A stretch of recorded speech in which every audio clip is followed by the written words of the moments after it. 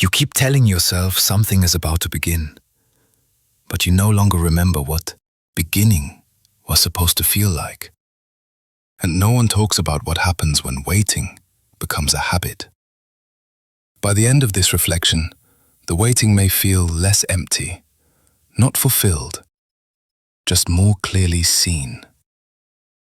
There was a time when anticipation had a shape, a sense that life was moving toward something, a moment, a change, an arrival.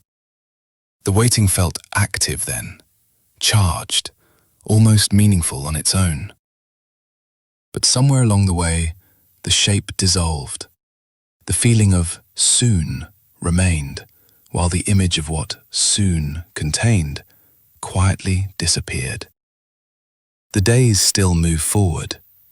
Plans are made, tasks are completed. Time advances in clean, measurable units.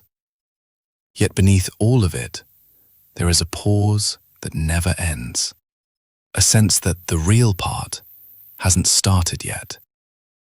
This isn't impatience. Impatience knows what it wants. This is vaguer, more disorienting, a readiness without an object. Waiting becomes background noise, not something consciously chosen, but something lived inside.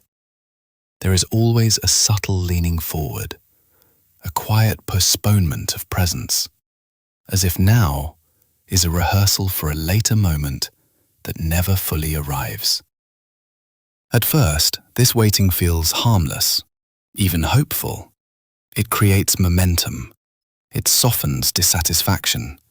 It allows endurance. As long as something is coming, the present doesn't have to be complete. But over time, the waiting detaches from any clear future. The milestones come and go. The changes happen. Life shifts. And still, the internal posture remains the same. Waiting. This is when confusion sets in, because nothing obvious is missing. Life may even resemble what was once imagined, and yet, the sense of arrival never lands. The beginning that was anticipated was not an event. It wasn't a job or a relationship or a specific age. It was a feeling, a sense of alignment, of being fully inside one's own life. When that feeling doesn't arrive, the mind keeps projecting it forward. Later, soon, after this phase.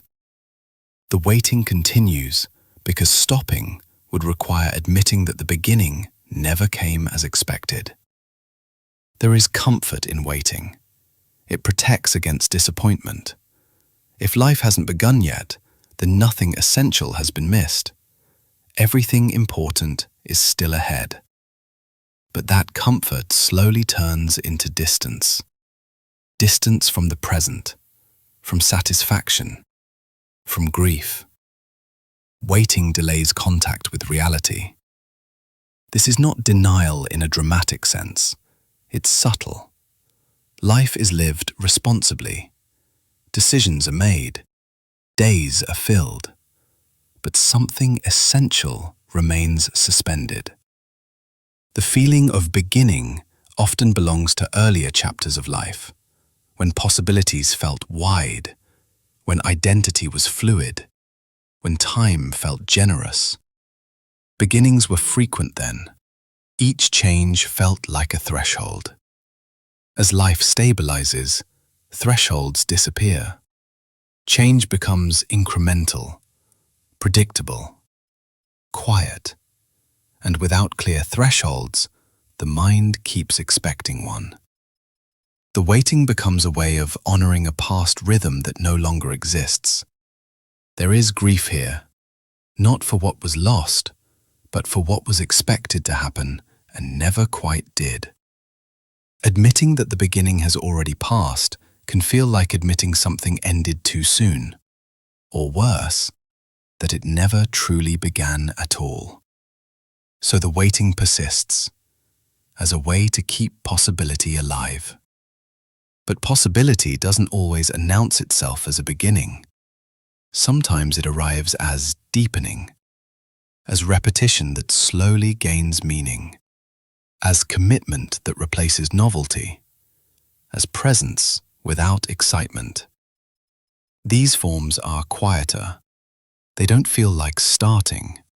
They feel like staying. And staying can feel unsettling when one is still oriented toward beginning. This is why the waiting feels endless, because what's being waited for belongs to a phase of life that has already passed. Not as failure, as transition. The feeling of about to start does not survive every chapter. Some chapters are not about starting. They are about inhabiting. But inhabiting requires letting go of anticipation. It requires accepting that life is already underway, not approaching, not rehearsing, already happening. That acceptance can feel heavy, because it removes the illusion that fulfillment is just around the corner. Yet it also removes distance. The waiting doesn't end because something arrives. It ends when the orientation changes, when attention shifts from future intensity to present depth. This doesn't mean clarity appears immediately. It means the ache becomes intelligible. The feeling of not knowing what is being waited for is not emptiness. It is residue, leftover momentum from a time when beginnings were frequent and obvious. Nothing is wrong with feeling it, but living inside it indefinitely keeps life slightly out of reach. Perhaps the quiet discomfort is not asking for a new beginning, but for recognition that the beginning already happened. And what remains is something slower, less dramatic, more demanding. The question beneath the waiting is no longer, when will it start, but something quieter. What would it mean to stop waiting and notice where life has already begun?